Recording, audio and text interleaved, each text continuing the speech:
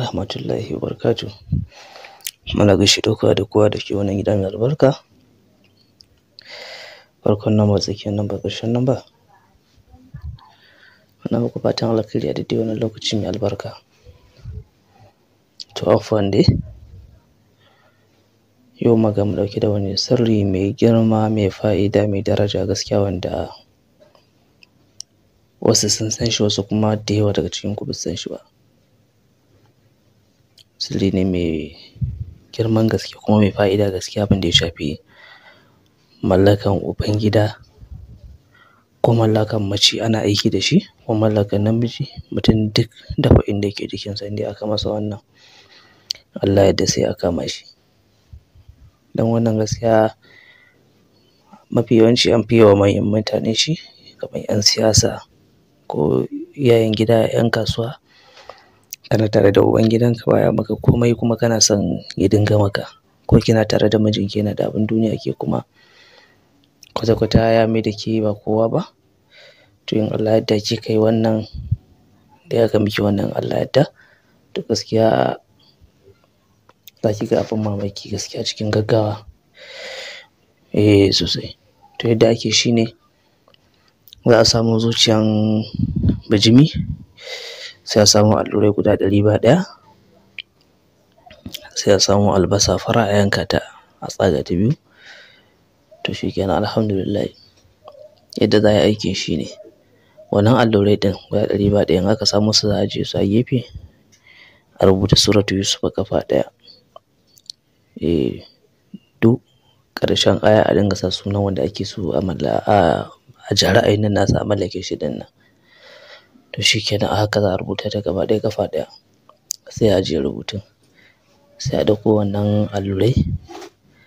To za a samu takarda fara za a rubuta Yasin wal Qur'anil Hakim iya nan sai a buɗe mi'aran nan sai a sa sunan wannan mutumin ko sunan wannan macen. Shikenan sai a yi laya ƙarama sai a sa a cikin zuciyar bijimin nan. Akwai kowace zuciya tana da ƙofa, to sai a cusa wannan layan a cikin zuciyar nan. Shikenan sai a samu wannan allura duk guda ɗaya sai a tofa mata salatin annabi sai a soka a jikin zuciyar nan. Za a dinga zagaye ta, ana zagaye zuciyar nan, ana zagaye ta sai an zagaye ta gaba ɗaya da wannan alluran. Shikenan sai a wannan ruwan rubutun sai a dafa wannan zuciyar da shi. A dafa shi sosai komai za a sa na kayan haɗi wanda za a ci.